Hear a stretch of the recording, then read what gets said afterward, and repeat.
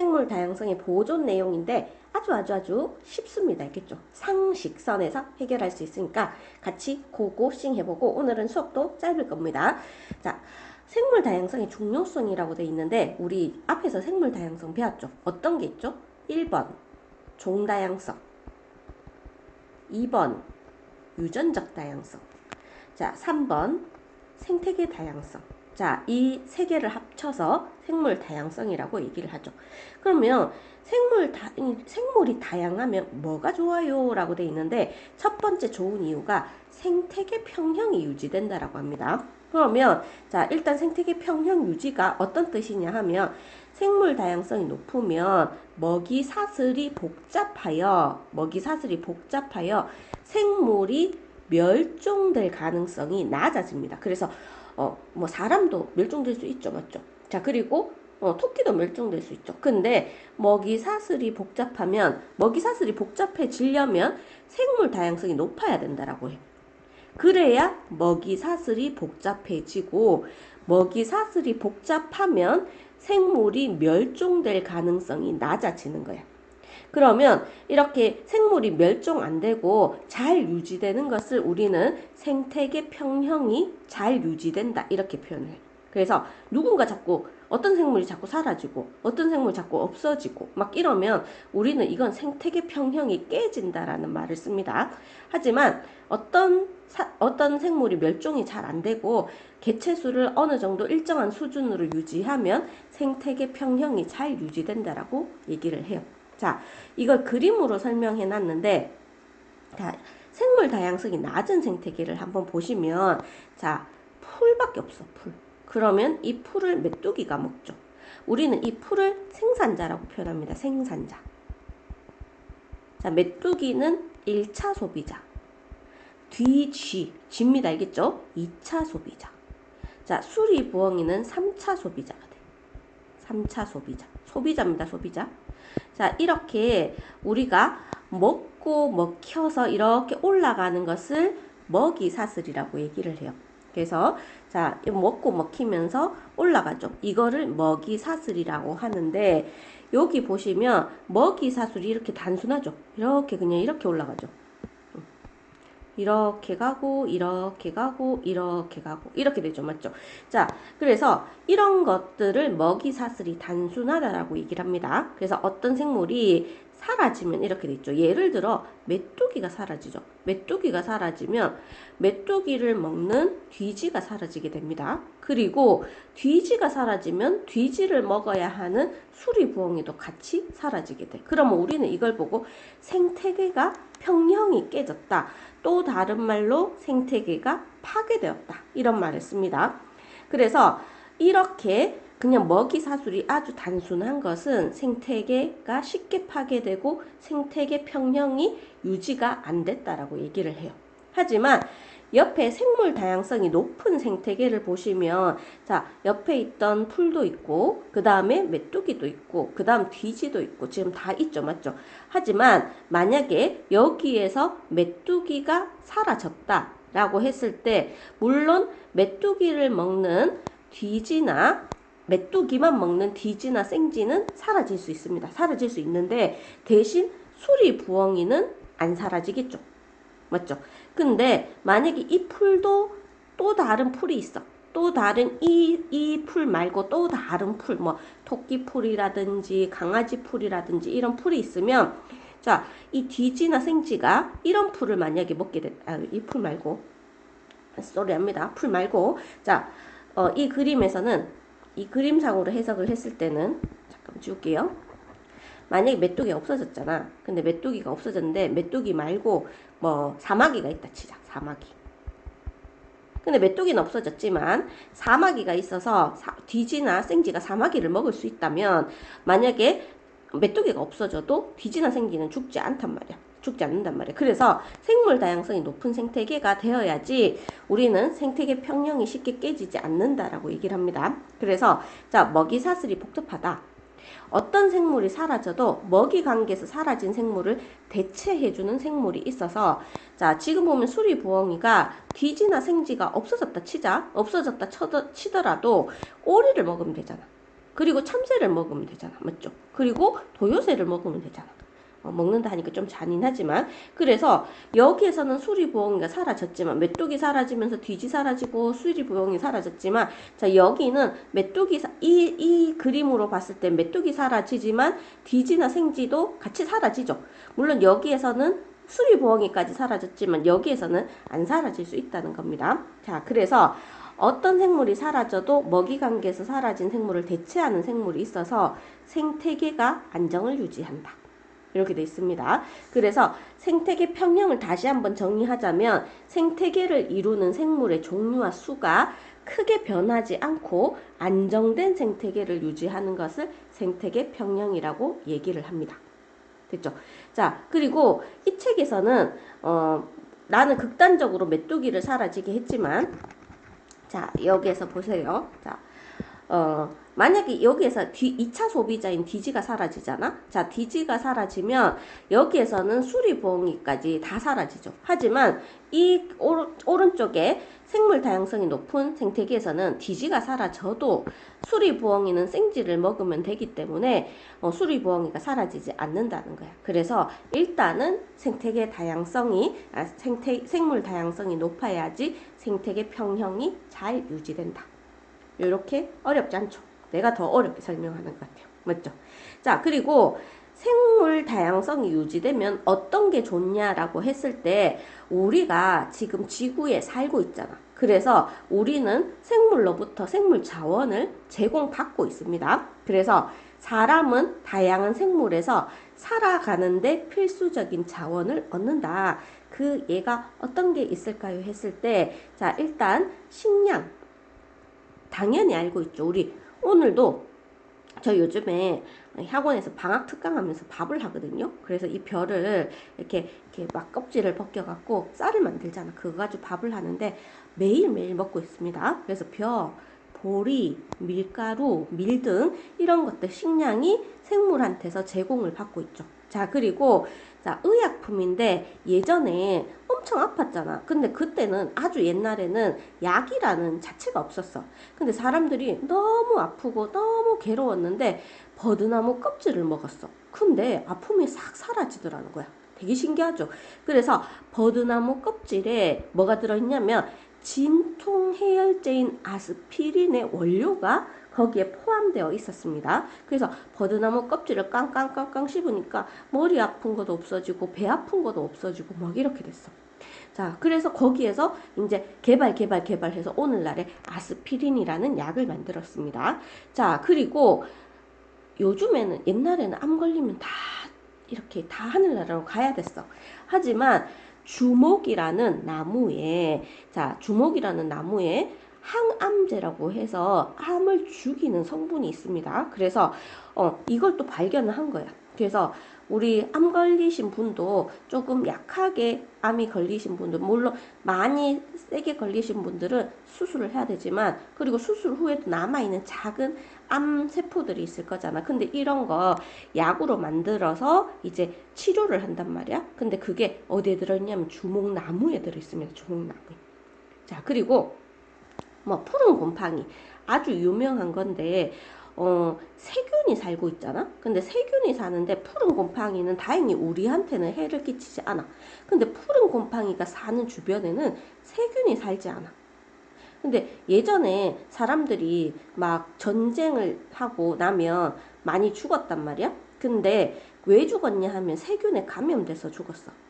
근데 푸른 곰팡이는 세균이 못 자라게 하는 페니실린이 들어있습니다. 페니실린. 알겠죠? 그래서 의약품을 만드는데도 우리 생물이 이용된다. 자, 그리고 지금 옷 입고 있죠? 자, 특히 안에 있는 속옷. 자, 목화에서 면을 뽑아냈고요. 누에고치에서 비단을 뽑아냅니다. 알겠죠? 자, 그래서 섬유를 만드는데도 이용을 한다. 됐죠?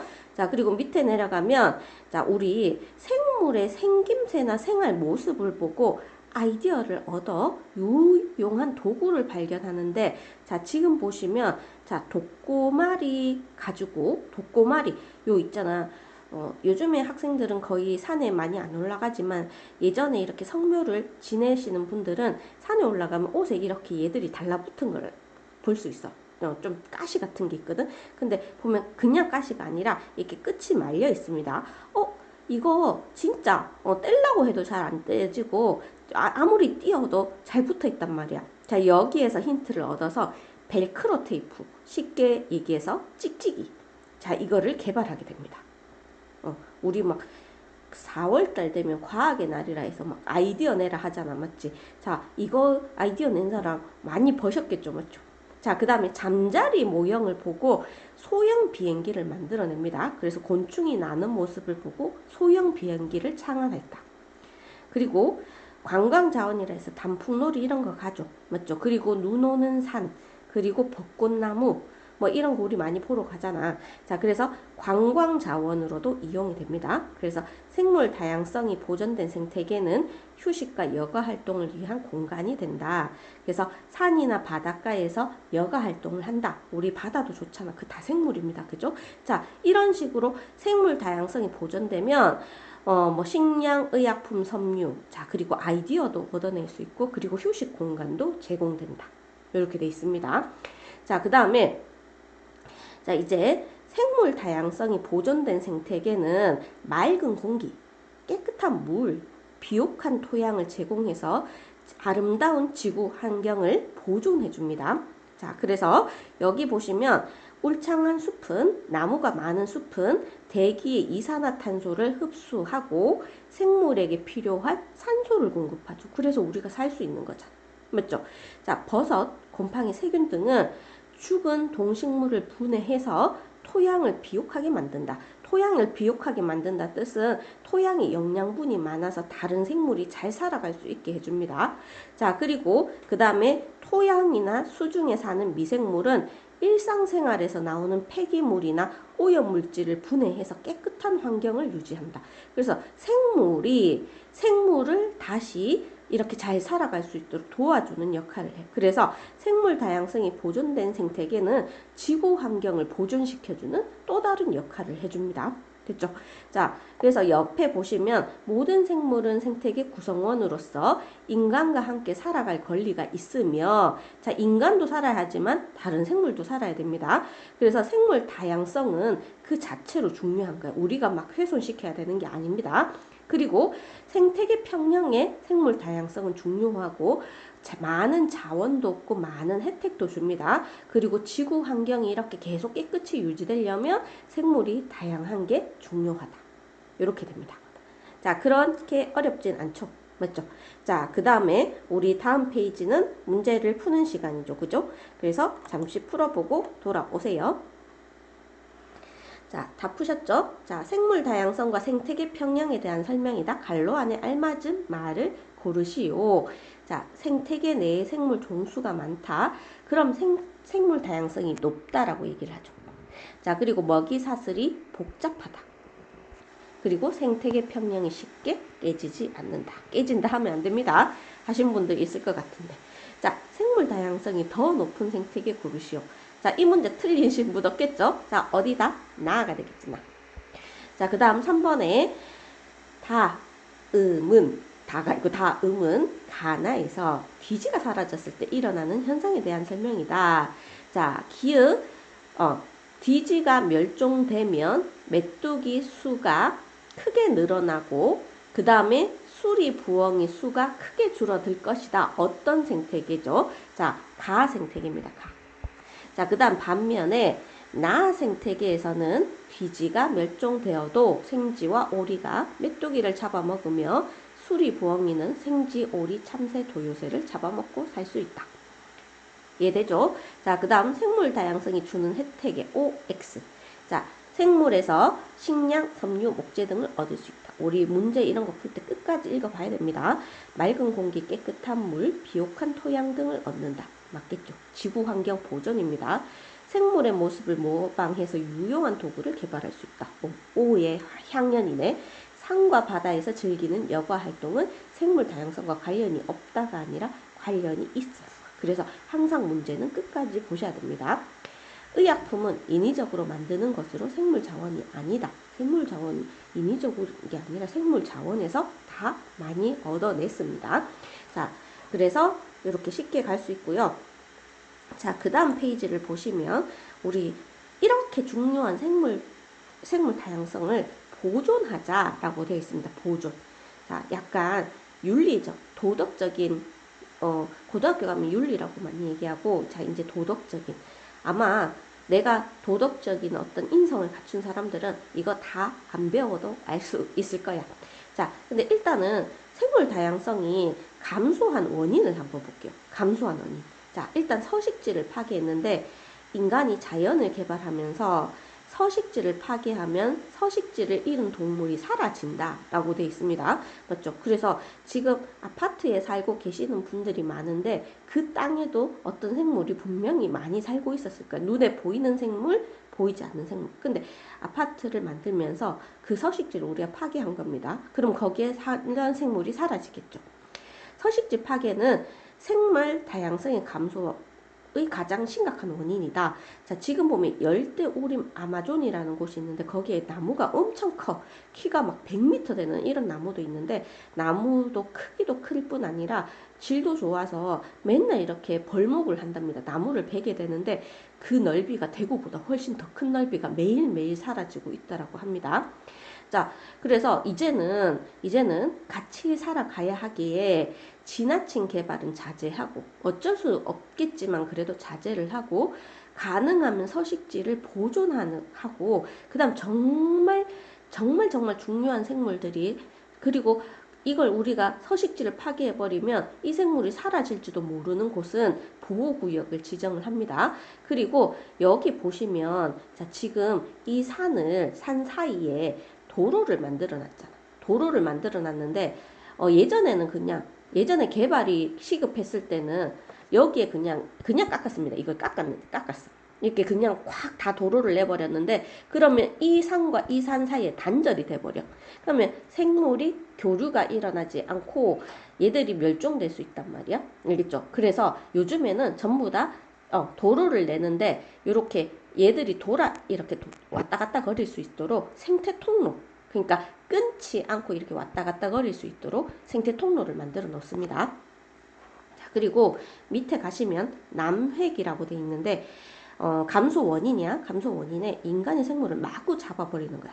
자, 그래서 번식으로 개체수를 회복하지 못할 정도로 특정 생물을 남획하면 그 생물이 사라진다. 그래서 코뿔소, 코끼리, 고래 수가 엄청 많이 줄었어. 그게 인간이 막 코뿔소의 뿔, 코끼리의 상아, 그리고 고래의 기름 이런 것들을 구하기 위해서 막 회복하지 못할 정도로 너무 많이 잡아버린 거야. 그래서 얘들이 거의 이제 수가 사라지니까 요즘엔 법으로 지정해놨습니다. 얘들을 그 야생에 돌아다니는 얘들을 많이 잡지 마라. 아니면 잡으면 안 된다. 이렇게 법으로 지정해놨습니다. 그래서 법률을 강화시키고 멸종 위기 생물을 지정해서 이런 생물을 잡으면 막 벌금 또는 아니면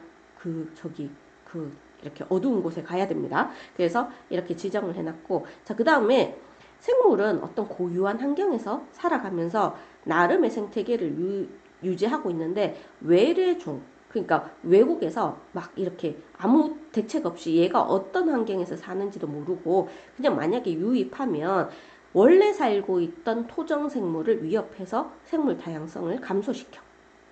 그래서 우리도 크니베스라고 해서 물고기인데 물고기가 막 다 잡아먹어. 알겠죠? 우리 토종의 귀염귀염한 물고기를 다 잡아먹기도 하고 뉴트리아라고 해서 그 쥐보다 훨씬 큰 쥐요. 정말 쥐처럼 생겼는데 자 옆에 그림 있죠? 자 그림 보시면 자 이런 애들도 막 있잖아. 얘들은 천적이 없대. 천적은 뉴트리아를 잡아먹는 어떤 또 다른 생물인데 얘 되게 징그럽게 생겨서 천적이 얘를 건드리지 않아. 그리고 붉은 기거부, 가시밥 옆에 그림에 다 있죠, 맞죠?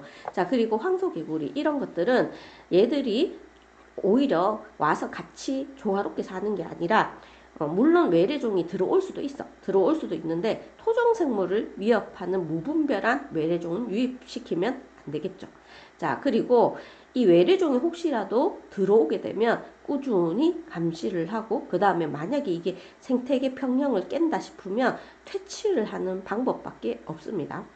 그리고 환경을 오염시키면 오염에 특히 깨끗한데 사는 생물들이 사라질 수 있습니다. 겠죠? 자, 그래서 쓰레기 배출량은 가급적으로 줄이고 환경 정화 시설을 설치하고, 자, 그 다음에 뭐 우리 분리수거도 잘하고 뭐 이렇게 해야 되겠죠. 됐죠? 자, 그 다음에 생물 다양성 보존을 위한 활동인데 국제적으로, 자, 우리가 막 그냥 이기적으로 그냥 우리나라만 뭐 하면 괜찮겠지 뭐 이렇게 하는데, 국제사회에서 너네 나라도 우리랑 같이 약속해서 이건 지키자 이렇게 돼 있는데, 그 예로서 생물 다양성 협약이라고 얘기를 합니다. 생물 다양성 협약은 생물 다양성의 보존과 지속 가능한 이용, 그 이용으로 얻은 이익의 공정한 분배를 목적으로 채택되었다. 그래서 이 협약을 맺었어. 자, 그리고 람사르 협약이라 해서 아주 유명한 협약인데, 물새가 서식지가 있죠. 자, 이 서식지, 그러니까 물새가 어디에 사냐면 습지라는 곳에 삽니다. 그거에 관한 협약을 람사르 협약이라고 얘기했습니다. 자, 그리고 CITES. 자, CITES는 멸종 위기에 처한 야생 동식물의 국제 거래하지 말라는 겁니다. 그래서 멸종 위기의 거는 함부로 팔고 사지 말라는 협약이야. 그래서 생물 다양성을 서로 보존하고 그 이익의 공정한 분배를 목적으로 채택되었다. 그리고 물새 서식지를 보존하자 람사르 협약. 자, 그리고 CITES 야생 동식물을 거래하지 말자. 이렇게 나라끼리 국제적인 활동도 있고요. 그리고 한 나라 안에 국가적인 활동으로 멸종 위기종은 복원하는 사업을 시행합니다. 그래서 뭐 임의로 이렇게 교배를 붙이기도 하고, 그 다음에 어느 정도 어릴 때 키워서 그 다음에 커서 방사시키기도 하고, 이런 멸종 위기종 복원 사업을 하고, 그 다음에 야생 생물 보호 및 관리에 관한 법을 제정하기도 합니다. 그리고 어떤 씨 같은 거 있지. 그러니까 식물의 씨는 혹시라도 멸종될 걸 대비하여 씨를 보관하고 있는 거야. 그래서 걔가 멸종되면 그 씨를 가지고 다시 번식을 시키는 겁니다. 그래서 종자를 모으는 종자은행 설립, 그리고 국립공원을 지정한다. 그리고 환경 영향 평가를 시행해서 법으로 이렇게 이런 환경에서는 뭔가 건물을 짓지 마세요. 이런 환경에서는 도로를 만들지 마세요. 자, 이런 국가적인 활동도 하게 됩니다. 그리고 사회적으로 어떤 단체를 만들어. 그래서 단체를 만들어서 외래종을 제거하는 운동, 우리밀 살리기 운동, 토종 울룩소 키우기 운동, 뭐 그 다음에 봉사활동 같은 거 있잖아. 봉사활동에서 쓰레기 치우기 운동, 막 이런 것들도 있고요. 그리고 개인적 활동으로 우리 분리수거, 그리고 친환경 농약 안 치는 농산물 이용하기, 그리고 옥상 정원, 그리고 모피로 만든, 그러니까 생물 가죽 껍질 만들어서 만든 제품 사지 않기, 희귀한 동물을 애완용으로 기르지 않기, 이런 것들은 개인적 활동이 됩니다. 다 아시겠죠? 자, 다음 문제를 풀어볼게요. 자, 5번 생물 다양성의 감소 원인을 쓰시오. 환경이 오염되면, 여기에서는 당연히 이름을 있죠. 자, 니은. 자, 그리고 번식으로 개체수를 회복하지 못할 정도로 특정 생물을 마구 잡는 것을 남획이라고 얘기를 합니다. 자, 원래 살던 곳을 벗어나 다른 생물이 사는 곳에 가서 먹이 사슬의 변화를 일으키는 것을 외래종 유입이라고 하고, 자, 마지막은 자, 무분별, 여기서 인간이 집을 짓고 도로를 내면서 일어나는 현상으로 생물 다양성을 감소하게 하는 가장 심각한 원인을 서식지 파괴라고 얘기를 합니다. 서식지 파괴. 자, 그리고 6번 같은 경우에도 똑같습니다. 그죠? 자, 대책을 하시오 했을 때, 여기 보면 남획, 많이 잡지 마라는 거잖아. 맞지? 많이 잡지 마라니까 법률을 강화해라. 자, 그리고 환경오염. 환경오염을 줄이려면 당연히 쓰레기나 이런 걸 줄여야 되겠죠. 자, 그리고 그 다음에 외래종 유입은 외래종의 무분별한 유입을 방지시켜야 됩니다. 그리고 서식지 파괴, 어쩔 수 없지만 만약에 파괴해야 된다면 생태 통로를 설치해 주시고, 그리고 절대 파괴하면 안 되는 곳은 보호구역으로 지정해 주시면 됩니다. 자, 그 다음에 우리밀 살리기 운동을 진행한다. 이거는 사회적인 운동이고, 자, 그 다음에 사회. 자, 생물 다양성 보전과 관련한 협약을 맺는다. 이거는 국제적인 활동입니다. 종자은행을 설립한다. 이건 국가적인 활동이고요. 쓰레기 따로 거두기, 친환경 농산물 이용하기는 개인적인 활동입니다. 됐죠? 조금 지금 제가 시간이 없어서 조금 빨리 하고 있습니다. 자, 생물 다양성 보존에 대한 설명으로 옳은 것은 O. 자, 외래종은 되도록 많이, 옳지 않은 것은 X. 자, 외래종을 늘리기 위해 많이 들어와야 된다. 아닙니다. 숲에 나무를 베거나 습지를 없애 서식지가 파괴되면 서식지를 잃은 생물이 사라지게 되죠. 맞죠? 맞습니다. 자, 그 다음에 도로를 건설할 때 생태 통로를 설치하면 끊어진 생태계가 연결되어 도움이 된다. 맞고요. 야생생물 보호 및 관리에 관한 법률을 제정하고 국립공원을 지정하는 등의 활동은 국가 수준에서 할 수 있는 생물 다양성의 보존이다. 우리가 할 수는 없겠죠. 맞죠? 자, 요렇게 생물 다양성 보존까지 했습니다. 조금 제가 뒤에 수업이 있어서 조금 빨리 진행했는데 어려운 내용이 아니니까 잘 이해했을 거라고 생각합니다. 수고하셨습니다. 안녕.